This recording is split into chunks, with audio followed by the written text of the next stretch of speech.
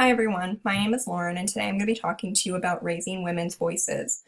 Raising Women's Voices is a national initiative and collaboration of providers and advocates who are working together to ensure that the unique needs of women's health are considered as the Affordable Care Act continues to grow and develop. It was founded in 2007, around the time that the Affordable Care Act was implemented, and it was founded by three other networks, the first of which was the National Women's Health Network, which was an advocacy group that lobbies for women's interest in federal health policies. The Black Women's Health Imperative, which is an organization that is devoted to improving and advancing the health of America's African American women. And the Merger Watch Project, which is an organization that focuses on protecting patients' rights during the medical decision-making process. So these three groups, along with women's health providers and advocates for other women's health issues, band together to work with healthcare policymakers to reduce inequalities and disparities in health insurance coverage. Raising Women's Voices has four fundamental issues that they advocate for. The first is the development of health insurance exchanges. RWV sees women as a stakeholder in the federal government's healthcare marketplace and work to ensure that the coverages offered by the marketplace insurers meet the unique needs of women and offer comprehensive care at fair and equal prices. Prior to the Affordable Care Act, collectively, women were paying $1 billion a year more than men for equal coverage, for equal health insurance coverage. And Raising Women's Voices recognized that that was not fair and that that needed to change. So they lobbied for the Affordable Care Act to make that illegal. And now insurance companies can no longer discriminate against women for being female and base their policy prices on gender. The next thing that Raising Women's Voices advocates for are outreach and enrollment campaigns. So they use other women's healthcare advocacy groups across the country to reach women of a diverse population. They cross language and cultural barriers to make sure that women are educated on healthcare policies, to help women find policies that meet their individual needs and the needs of their family, and to also help dispel any misperceptions of the Affordable Care Act. So on the second page of my infographic, there's a map here, just to give you an idea of just some of the cities that Raising Women's Voices is currently in. They have 25 regional coordinators in 23 states and DC.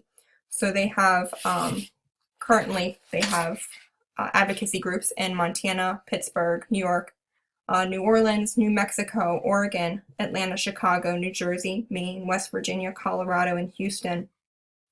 And all of these outreach and initiative groups use their time and their resources to educate and assist women to get healthcare coverage. And they do this by making brochures, phone calls, bus stop canvassing, phone banks, outreach events at pharmacies and libraries and parks.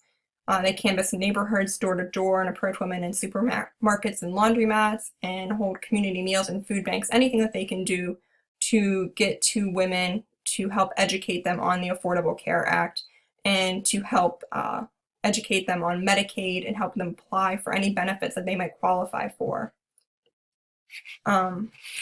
Raising Women's Voices is doing so much to improve the overall health of women. The next thing that they advocate for are for states to expand Medicaid programs so that women who are of low income and need to support their families make sure that they all have access to health care. They also helped in the passing of an upcoming law so that women who do not have children, who do not have families, but still fall under certain income guidelines can also get medical assistance. They also are educating other healthcare advocacy groups about the inequalities and disparities in healthcare. And they want to make sure that there's an understanding how these disparities are affecting minority populations and primarily how they're affecting females. And they are working with these other advocacy groups to promote policies that call for equality in healthcare. So since the Raising Women's Voices has been around, they have done so much to improve the healthcare for women. Since the implementation of the Affordable Care Act, 20.4 million more women have been able to get pap smears. Medicare has now paid for 6 million more free mammograms. And now over 45 million women in the US who once reported that they withheld care because they could not afford cost no longer have to do that. They now have access to health care at little to no cost to them.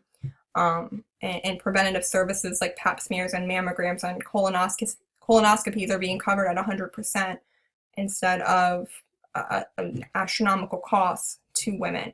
And now women can no longer be denied for pre-existing condition. Prior to the Affordable Care Act, if a woman had breast cancer or cervical cancer or was pregnant or had mental health issues like bipolar disorder or depression, they could be denied health care coverage, and they had to go without care, or they had to pay sometimes more than 10% of their monthly income just for health insurance, and that didn't include what they also had to pay in cost sharing.